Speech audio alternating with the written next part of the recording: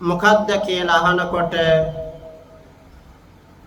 එයාගේ සහෝදරයා ගෙදර ආවට පස්සේ මං ඔහුගේ හිස අත ගාලා ආදරෙන් මේ විදිහට කියනවා ඔයා දැන් වෙහෙස මහන්සි වෙලා විත්තින් ඒ නිසා ඉස්සල්ලාම පිරිසුදු වෙලා එන්න නාලා එන්න කියලා මම ලිඳ ළඟට යවනවා.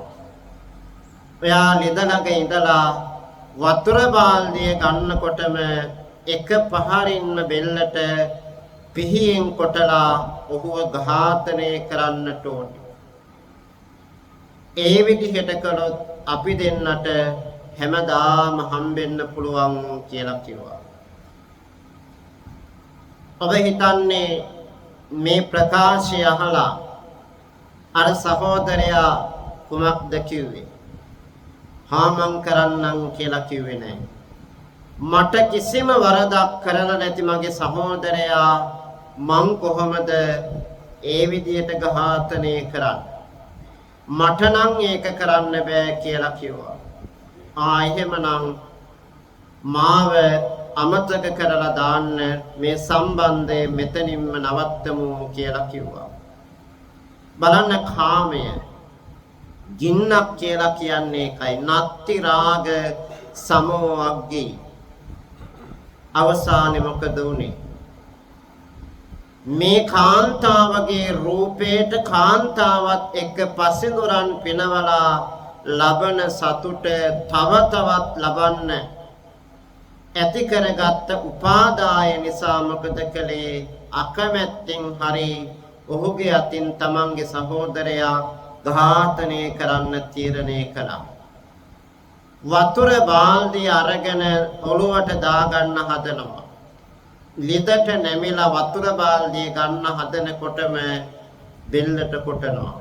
හිංගිලා ඉඳලා එතකොට අනේ මගේ බිරිඳ කියන හැඟීමෙන් තමයි අවසාන සුසුම් හෙලන්නේ. පින්නතුනි, මේ බිරිඳ කෙරෙහි තෘෂ්ණාවකින් මරණයටපත් වෙච්ච සැමියා බලු පැටියෙක් වෙලා උපදිනවා. බලු පැටියා නිතරම බිරිඳගේ ආරක්ෂාවට පස්සෙන් එනවා. බල්ලෙක් එක්ක යන නෝනා කියලා මිනිස්සු විහිළු තහළු කරන්න පටන් ගත්තා. බල්ලෙක් යනවා නිතරම නෝනාගේ පස්සේ. මේක මහ වදයක් කියලා හිතලා මොකද කළේ? බල්ලත් මරනවා. දැන් දෙවෙනි වතාවට බිරිඳගේ අතින් ඝාතනය වුණා. බලු පැටියා වසු පැටියෙක් වෙලා ඊළඟ භවයේ උත්පත්තිය ලබන වසු පැටියා ලියපු ගමන් කුසියේ දොර ළඟ හිටගෙන ඉන්නවා. බිරිඳ දිහා බලාගෙන ඉන්නවා. මෙහෙම පින්නතුනි වසු පැටියාගෙනොත් කරදර එනකොට මොකද කළේ? මේ මිනිස්සු කියන කතා ඉවස ගන්න බැරුව වසු පැටියත් මරණයටපත් කළා. මේ ආකාරයට සංසාරේ විවිධ භවයන් වල ඉපදෙනවා. ඉපදෙන හැම භවයකම මේ බිරිඳගේ අතින් ඝාතනය වෙනවා. කරුම අවසානයේ බිරිඳගේම කුසේ දරු පැටියෙක් වෙලා උත්පත්තිය ලැබෙනවා. වසු පැටිය බලු පැටිය අවසානයේ දරු පැටියෙක් වෙලා කුසේ පිළිසිඳ ගත්තහම දැන් මේ දරුවා බිහි වුණාට පස්සේ මේ මවගෙන් කිරි උරා බොන්න කිසිසේත්ම මේ ලදරුවා කැමති නැහැ. මවගෙන් කිරි උරා බොන්න නැතිකොට පිනතුනි දරුවගේ සීයා තමයි දරුවා ටිකෙන් ටික ලොකු මහත් කරලා ජීවිතය ආරක්ෂා කරලා දුන්නේ. පෙර භවයන් දැකීමේ හැකියාව තියෙන නිසා මේ දරුවා තමන් පෙර භවයන් වල ඝාතනය වුණේ මේ අම්මා කියන කෙනාගෙන් කියලා සිහිපත් කළා. මට කිරි බොන්න බයයි, නැවත වතාවක් මාව මරණයටපත් කරන්න පුළුවන්. ලස්සන බණ කතාවක්. මේ කතාව දීර්ඝව තියෙනවා. නමුත් මේ කාරණා ටික මා ඔබට පැහැදිලි කළේ අද වර්තමානයේ මෙහෙම දේවල් අනන්ත ප්‍රමාණ සිද්ධ වෙනවා. දුවත් එක්ක කාම භෝගී ජීවිතයක් ගත කරන තාත්තලා, පුතත් එක්ක කාම භෝගී ජීවිත ගත කරන අම්මලා මේ සමාජය තුළ අද ඉන්නව අප්‍රකටව. කාමය කියන්නේ ආන්නේ වාගේ දෙයක්. ආස්වාදයේ තුල අතරමං වුණාම ආදීනවේ පේන්නේ. ඒ නිසා අපිට නිස්සරණයෙන් ඒකෙන් ඉවත් වෙන්න බැරි වෙනවා. භාග්‍යවත් බුදුහාමුදුරුවෝ සිද්ධාර්ථ කුමාරයා ලෙස ඉන්නකොට ඉහළම කාම සම්පත් භුක්ති විඳා. හැබැයි ඒ සියල්ල අලුය මෙහෙළු කෙළපිඩක්සේ ඉවත දාන්න උන්වහන්සේ තීරණය කළා. එමනම් අපි හැමදෙනාම පින්නතුනි පින් කරලා සැප සම්පත් ලැබේවා කියලා ප්‍රාර්ථනා කරනවාට වඩා කුසල් කරලා උතුම් නිවන අවබෝධ කරගන්න වාසනාව ලැබේවා කියලා අපි ප්‍රාර්ථනා කරන්නට ඕනේ. දෙව්දුවට පංචස්කන්ධයේ ස්වභාවය කින් එක භාග්‍යවත් බුදුරජාණන් වහන්සේ පැහැදිලි කරලා දුන්නා. කෙටියෙන් දේශනා කළ දහම ස්වාමීනි මට වැටහෙන්නේ ඔබ වහන්සේ දීර්ඝව පැහැදිලි කරලා දෙන්න කියලා ඉල්ලීමක් කළා. මේ නාම කියන කොටස, රූප කියන කොටස වෙන වෙනම බුදුහාමුදුරුවෝ පැහැදිලි කළා. අපිට ඕවා තේරුම් ගන්න බෑ, අමාරුයි කියලා ඔබ සමහර විට කල්පනා කරයි. අමාරු දේ තමයි අපි තේරුම් ගන්න උත්සාහ කරන්න ඕනේ. ලේසි දේ තේරුම් ගන්න ආය අමුතුවෙන් මහන්සි වෙන්න දෙයක් නැහැ. රූප කියලා කියන්නේ මේ මතු පිටින් පේන රූපය. මේ හැමකින් වහලා තියෙන පංචස්කන්ධය, මස් ගොඩක්, ලේ ගොඩක්, ඇට ගොඩක් මේකේ ඇතුලේ තියෙන. මේ සියල්ල වහනවා ලස්සන හැමකින්. කළු වේවා, සුදු වේවා, මේ මොන පාට වුණත් ඇතුළාන්තයේ තියෙන සෙම, සොටු, කබ, කඳුළු, මල, මූත්‍රා මේවා. එතකොට නාම කියන කොටස පින්නතුනි පේන දෙයක් නෙවෙයි. නාම කියලා කියනවා වේදනා, සංඥා, සංකාර, විඥාන කියන මේ ස්කන්ධ. පුටුවේ වාඩි වෙලා ඉන්න ඔබ මොහොම ඉන්නේ මම මේ විදිහට ඉන්නේ මේ කියන කාරණා සක්‍රියව මේ ශරීරය තුල ක්‍රියාත්මක වෙන නිසා. අපි අදිශීත කරන එක නිහඬව ඉන්න දවසක් එනවා. ආන් එදාට කියනවා මැරිලා කියලා. මැරුණා කියලා කියන්නේ රූපය තිබිලා වේදනා, සංඥා, සංකාර, විඥාන කියන ස්කන්ධ ඉවත්ව යෑම. එතකොට අම්මා තුළින්, තාත්තා තුළින් සතුට වෙන දරුවා සැමියාගෙන් බිරිඳ සතුට වෙනවා, බිරිඳගෙන් සැමියා සතුට වෙනවා. මේ විදිහට අපි සතුට සැනසුම හෙව්වට අවසානෙපත් වෙන්නේ දුකට. ඇස් පේන්නේ නැති වුණාම, කන් ඇහෙන්නේ නැති වුණාම, ඇවිද ගන්න බැරි වුණාම, මේ කය ලෙඩ වුණාම ඇයි අපි අඬා වැටෙන්නේ? මේ කාමයට අපි ඒ තරම් කැමති. තරුණ කාලේ කරපුවා වයසට ගියාම කරන්න බෑ. ඒකයි සමිද්ධි හාමුදුරුවන්ට කිව්වේ ඔය තරුණ වයස ඉක්මවා යන්න කලින් ස්වාමීනි පසින්දුරන් පිනවලා සන්තෝෂ වෙන්න. වයසට ගියාම පුළුවන් සිල් සමාදන් වෙන්න, බණ භාවනා කරන්න, වයසට ගිහින් කරන්න කිව්වා. අද ගොඩක් අය තෝරගන්නේ වයසට ගිහිල්ලා අෂ්ටාංග සීලය සමාදන් වෙන්න. වයසට ගිහිල්ලා පිළිකුල් භාවනාව වඩන්න. වයසට ගිහිල්ලා මරණ සතිය වඩනවා. වයසට ගියාම කරන්න දෙයක් නැහැ පින්නතුනි. කරන්න තියෙන්නේ කරපුවා මෙනෙහි කරමින් සැහැල්ලුවෙන් ජීවත් වෙන එක. නාකී කියන්නේ නොහැකි කියන එක. ඇයි 55න් විශ්‍රාම යන්නේ? 55 පිරුණු කෙනා විශ්‍රාම යන්නේ එතනින් එහාට එයාගේ සේවය කලින් තරම් සාර්ථකව ලබා ගන්න බෑ කියලා තීරණය කරනවා. අන්න විශ්‍රාම වැටුපක් එක්ක විවේකීව ඉන්න කියලා දෙනවා. එතකොට පටාචාරාව දරපලන පුද්ගලයාට ආසාවක් ඇති කරගත්තේ මේ සිටු කුමාරිකාවක්. ලස්සන රූපයක් තියෙන ධනවත් පවුලක සිටු කුමාරිකාව ගෙදර වැඩ කරන මෙහිකාරයා කෙරෙහි ඇල්මක් හැඟීමක් ඇති කරගත්තේ. දහදිය දාලා මස්පිඩු දිලිසෙන විදිහ දැකලා ඇති කරගත්ත ආසාව. මෙයා තමයි මට හරියනම කෙනා කියලා හිතුවා විතරක් නෙවෙයි දෙන්නා රහසිගතව පැනලා ගියා. පටාචාරාව ඉදුරන් පිනවන්න ගිහිල්ලා වැටිච්ච අමාරුව කතාව තුළ හොඳට පින්නතුනි පැහැදිලි කරනවා.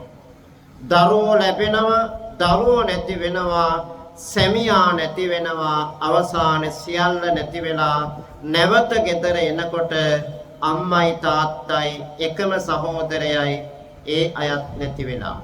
උභෝ පුත්තා කාල කතා පන්තේ මයිහං පතිමතෝ මාතා පිතාච භාතාච ඒක චිතකස්මින් ඩයිහරේ කියලා අවසානයේ දේශනා කරන බුදුහාමුදුරුවෝ. පටාචාරාව දැක්ක දේ තමයි ගාථාව තුල කිව්වේ.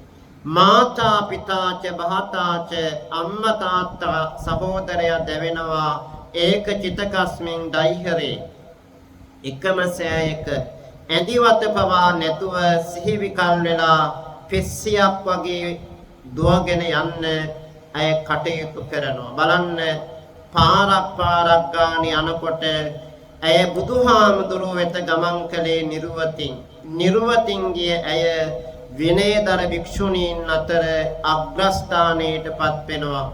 පටාචාරා රහත් මෙහෙණිය පිළිබඳව තේරී ගාථාවල හරි අපූර්වට පින්නතුනි පැහැදිලි කරනවා.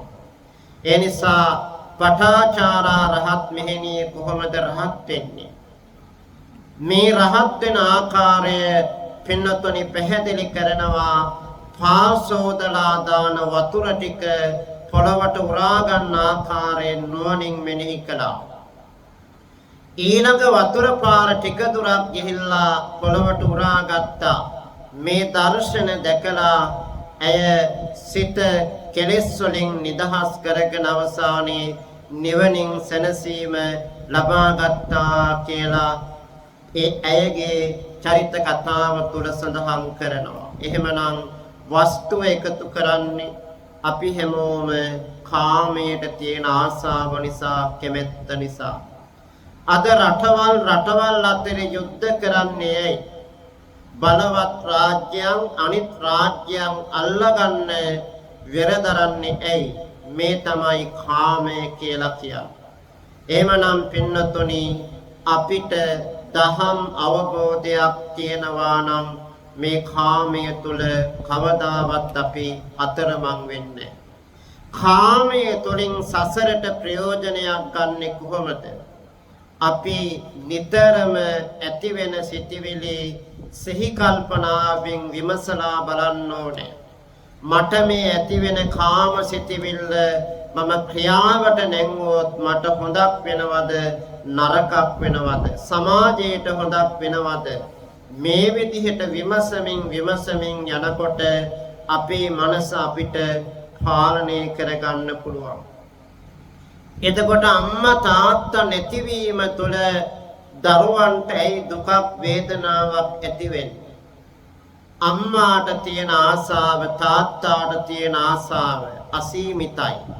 මගේ අම්මා මගේ තාත්තා කියලා හැඟීමක් ඇති කරගත්තාම ඒ මගේ කියන හැඟීම තුළ අතරමං වුණාම අපි කඳුළු ගංගාවක අතරමං වෙනවා. වසර ගණන් කඳුළු සලනවා අපි මෙනෙහි කර අඬමින්. මගේ අම්මා නැති වුණා, මගේ තාත්තා නැති වුණා කියලා අඬමින් කියන ඇත්ත වැඩි.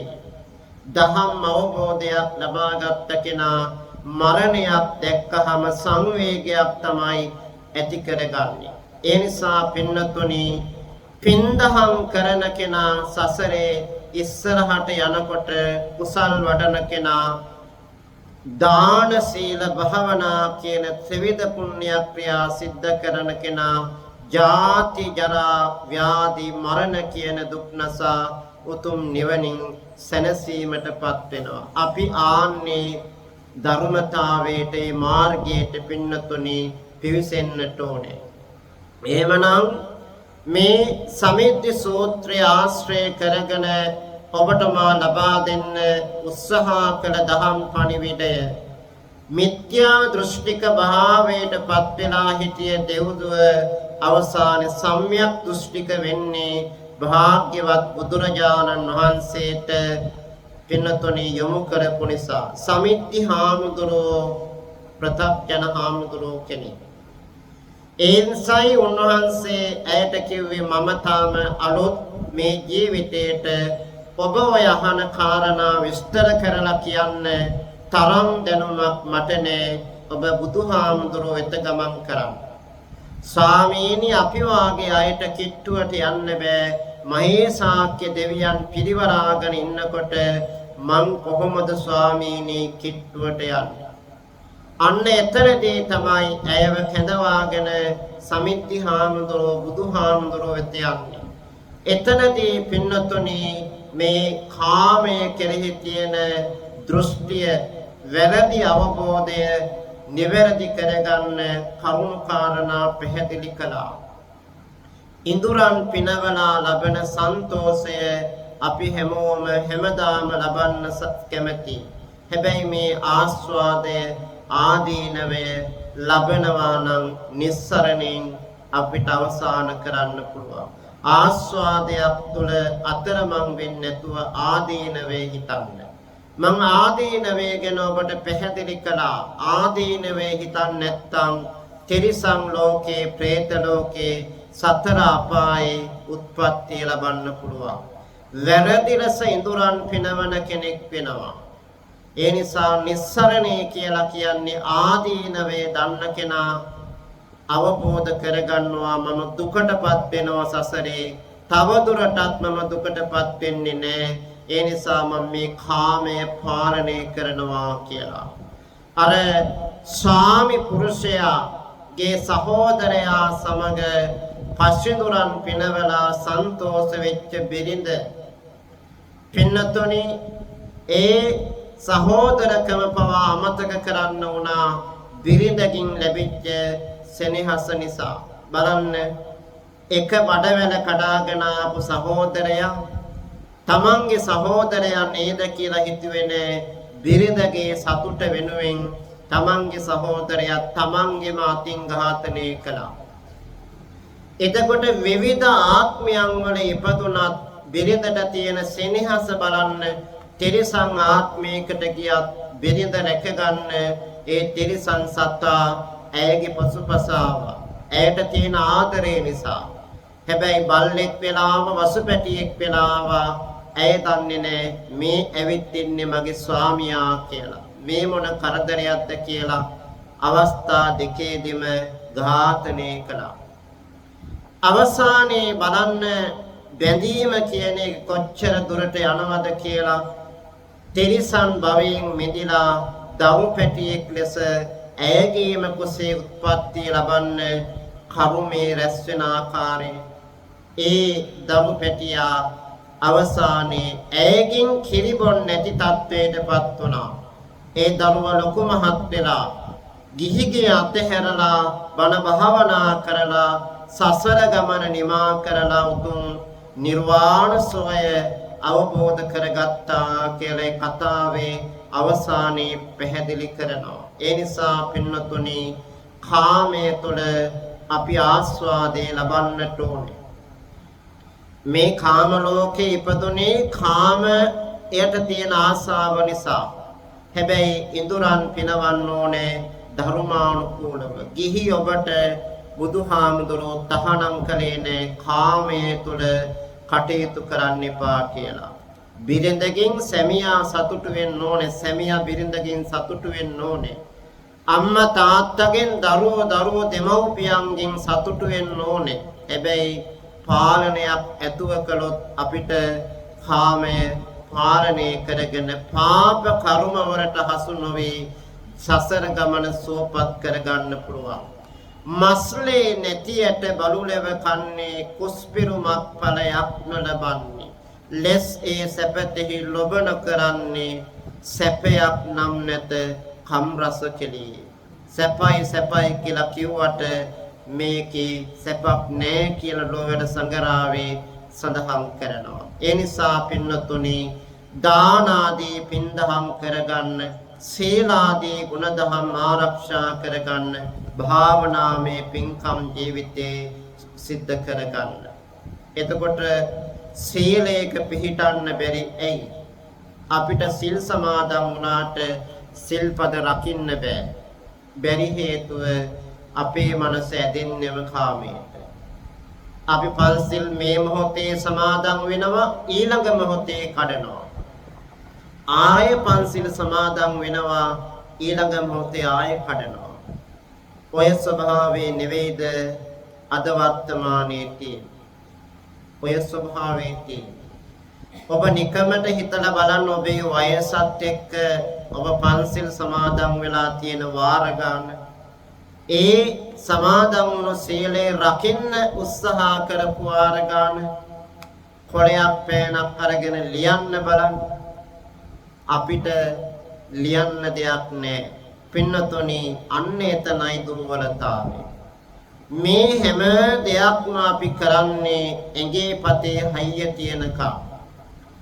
එතකොට ගණන්කාරකම් කෙරුම්කාරකම් ඔක්කොම මෙලොවින් යනකම් කියලා කියනවා. ආන්නේ නිසා යන්න ඕනේ හොඳ තැනකට. යන්න ඕනේ හිටියටත් වඩා පල්ලිහා තැනකට නෙවෙයි, යන්න ඕනේ අඩුම ගානේ සුගතියකට. ඒ නිසා අම්මා තාත්තා දරුවට ආසා කරන්නේ, ආදරය කරන්නේ කාමය නිසා. දරුවා අම්මට තාත්තට ආදරය කරන්නේ කාමය නිසා. බිරිඳ සැමියාට, සැමියා බිරිඳට මුණුපුරා මිනිපිරිය ආදී මේ හැම සම්බන්ධයක් තුළම සැඟවෙලා තියෙන එකම දේ පින්නතුනි කාමය. එතකොට කාමය කියන්නේ ගින්නක්. නත්ති රාග සමෝවග්ගී නත්ති දෝෂ සමෝ කහෝ කියලා ධම්මපද පාළියේ සඳහන් කරනවා. ඔබ මේ කාරණා හොඳට ප්‍රත්‍යක්ෂ නුවණින් අවබෝධ කරගෙන කාමය ගින්නක් කියන එක අවබෝධ කරගෙන කාමය තුළ අතරමං නොවි කාමය තුළින් ගොඩ යන්න, දහම තුළ සැනසෙන්න ඔබ උත්සාහ කරන්න. කාමය මොකක්ද කියලා දහමින් දකින්න. බුදු දේශනාවේ ආදීනවය ආස්වාදයේ නිස්සරණය හොඳට පැහැදිලි කරලා තියෙනවා. ඔබ ආන්නේ පිළිවෙත් වලට පිවිසුනාට පස්සේ ඔබට මේ සසර ගමන කෙටි කරගන්න පුළුවන්. ඒ නිසා මේ කළ දේශනාව අවසන් කරන්න කලින් සාරාංශයක් විදිහට නැවතම ඔබට සිහිපත් කරනවා. ඔබට කියා දෙන්න උත්සාහ කළේ කුමක්ද කියලා. වැඩි දුරටත් කෙනෙක් බලනවා නම් ත්‍රිපිටකය අන්තර්ජාලය තුලින් හරි සංයුක්ත නිකායේ ප්‍රථම භාගයේ 20 වෙනි සූත්‍රය නම් කරලා තියෙනවා සමිද්ධි සූත්‍රය කියලා. සමිද්ධි සූත්‍රයට අදාළව ගාථා පාඨයකින් ඔබට මේ දේශනාව කළේ.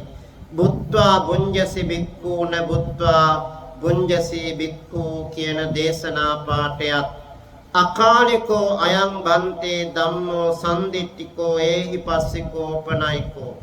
කල් නොයවා විපාක දෙනවා අකාලිකෝ ඒහි පස්සිකෝ ඕපනයිකෝ පච්චත්තං වේදිතබ්බෝ. ප්‍රත්‍යක්ෂ නුවණින් මේ ධහම අවබෝධ කරගන්න පුළුවන්. ප්‍රත්‍යක්ෂ නුවණින් අවබෝධ කරගන්න නම් නොනැත්තෙක් වෙන්නට ඕනේ. අඥාන වෙලා මිත්‍යා දෘෂ්ටික වෙලා මේ ධහම ප්‍රත්‍යක්ෂ නුවණින් අවබෝධ කරගන්න බෑ. ඒහි පස්සිකෝ ඇවිත් බලන්න කියලා බුදුහාමුදුරෝ දේශනා කරනවා. ආන්න ඒ ධහම අපේ ජීවිතයට අපි සම්බන්ධ කරගනිමු. ඒ නිසා මේ ආදරණීය ඥාතීන් සිහිපත් කරලා පින්නතුන්ගේ වටිනා කාලය ධනය ශ්‍රමය කැප කරලා උතුම් පින්කමක් අද මේ ආකාරයට සිද්ධ කරනවා. අපි කාම ලෝකේ ජීවිතේ ගත කරනවා අද මේ වෙනකම්. හැබැයි හෙට අපි මේ ලෝකයේ අතහැරලා සසරට යන කෙනෙක් වෙන්න පුළුවන්. අද විශාල යුද්ධයක් ලෝකේ පවතිනවා. පින්නතුනි සත්තුන්ට වඩා මිනිස්සු මැරෙනවාද? ඔබ දකින වේටි කොච්චර විනාශයක් සිද්ධ වෙනවද කියලා. එතකොට ඒ හැම දෙයකින්ම අපිට හිතන්න තියෙන දේ අපි ජීවත් වෙන්න ලොකු කාලයක් හිතුවට අපිට හැම ලොකු කාලයක් නෑ ජීවත් වෙන්න. කාලය කෙටි වෙනවා. කෙටි කාලය තුළ සසරට දෙයක් එකතු කරගන්න අප්‍රමාදී වෙන්නට ඕනේ. එහෙමනම් අපේක්ෂා රෝහලේ ප්‍රතිකාර ලබන මේ රෝගී මව්පියෝ වෙනුවෙන් සමාජ සත්කාරයක් කරනවා ඔබ සියලු දෙනා. සසර පුරා නිවන් දකිනා තුරා සතර අපායකට නොවැටි සුගතිගාමී භවයන් වල උපදින්න ආරෝහ පරිණාහ දේහ වලින් යුක්තව නිදුක් නිරෝගී සුවපත් භාවයෙන් ජීවත් වෙන්න සසර පුරාවට මේ කරන පින්කම ඔබ සියලු දෙනාටම ආශිර්වාදයක්ම වේවා කියලා මම ප්‍රාර්ථනා කරනවා. දෑත දෙපය මහන්සි කරවලා අද මේ කරන පින්කම හොඳට ඔබ සිද්ධ කරගන්න. දන් දීලා ඔබ මේ ඇත්තන්ට නිරෝගී භාවයේ ප්‍රාර්ථනා කරන්න. ඔබට ඒකාන්තයි ලැබෙනවා නිදුක් නිරෝගී සුවපත් භාවය. ඒ නිසා මුළු රෝහලේම ඉන්නේ අපේම අය. මේ ඇත්තෝ ලංකාවේ ඉන්න අය. ඒ හැමෝම නිදුක් වේවා, නිරෝගී වේවා, සුවපත් වේවා කියලා මෙත් සිතින් යුතුව අපි ප්‍රාර්ථනාවක් කරමු. ඒ වගේම පින්කමෙහි ප්‍රධාන අරමුණ මීට වසර 5කට පෙර අප අතරින් වෙන් වූ ස්වාමි පුරුෂයා වන සරත් ආනන්ද ලියනගේ මහත්මයාට පින් අනුමෝදන් කිරීම සඳහා වසර 2මාරකට පෙර මිය ගිය ප්‍රේමවතී ලියන පතිරණ මෑණියන්ට පින් අනුමෝදන් කරන්න වැඩිමහල් සොහොයුරිය සීලා ප්‍රේමලතා සහ සහෝදරයා වන සිරිසේන පෙරේරා මහත්මයාට පින් අනුමෝදන් කරන්න අද මේ පින්කම සිද්ධ කරන ගමන් උදව් කළ උපකාර කළ හැමෝටම නිදුක් නිරෝගී චිරජීවනයේ ප්‍රාර්ථනා කරනවා. එහෙමනම් පොදු පරමාර්ථ රැසක් ඇති කරගෙන ලස්සන පින්කමක් අද මේ සිද්ධ කරන්නේ. ඔබ හැම දිනාටම මේ උතුම් ප්‍රාර්ථනානුකූල පරිදි ඉටු කරගන්න තව තවත් සමාජ සත්කාර හොදින් කරන්න වාසනාව ශක්තිය ලැබේවා සරසේවා. සියලු දෙවියෝ නිරතුරුව ආරක්ෂා කරත්වා. දෙවියෝ ප්‍රාර්ථනා කරන බෝධියකින් නිවනින් සැනසීම ලබත්වා කියලා දෙවියන්ට පින් අනුමෝදන් කරන්න.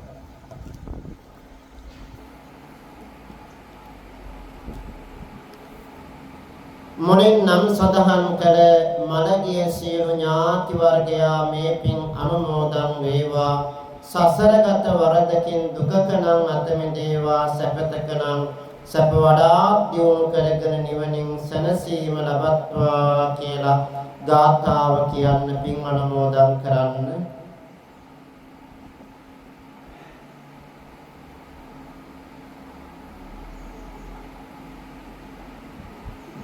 පින්කම නිමා කරන්න මේ විදිහට කියන්න. සියලු සත්වයෝ සුවපත් වෙත්වා. දුකින් මිදෙත්වා. නිවන් දකිත්වා. නිවන් දකිත්වා. නිවන් දකිත්වා. කිසිවෙකුට හිංසා නොකෙරේවා. පීඩා නොකෙරේවා. අවමන් නොකෙරේවා.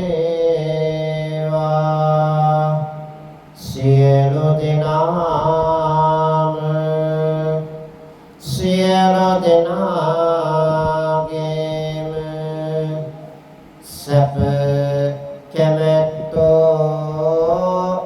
වෙත්වා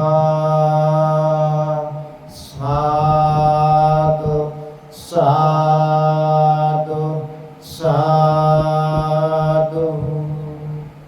අද ලෝකේ පුරා යුද ගිනිදැල් ඇවිලෙන මොහොතක් මේ අවස්ථාව. ලෝකයේම පීඩාවකට පත් වෙලා සිටින මොහොතක එහෙමනම් ලංකාවේ මිනිස්සු පවා යම් පීඩාවකින් ජීවිතේ ගත කරන කාලයක්. එහෙමනම් ලංකා වාසී ලෝක වාසී සියලු දෙනාගේ සිසතන් සුවපත් වේවා. මුළු ලෝකයේම සාමය සමගිය නැවත ඇති වේවා. අපි මේ කරන පින්කම හේතු වේවා වාසනාව වේවා කියලා මේ විශ්වයට ඒ ආශිර්වාදය ඔබ ලබා දෙන්න.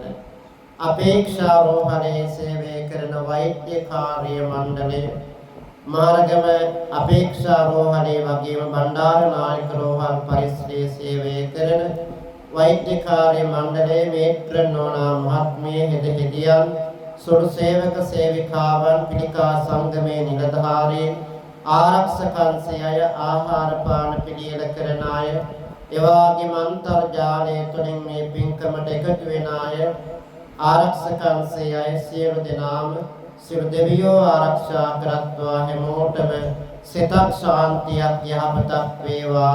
සියලු දෙනාගේ බලාපොරොත්තු ප්‍රාර්ථනා ඉටු වේවා කියලා අපි සාදු කියලා ප්‍රාර්ථනා කරමු. ආකාශට්ටා ච බුම්මට්ටා දේවානාගා මහිද්దికා පුඤ්ඤන්තං අනුමෝදිත්වා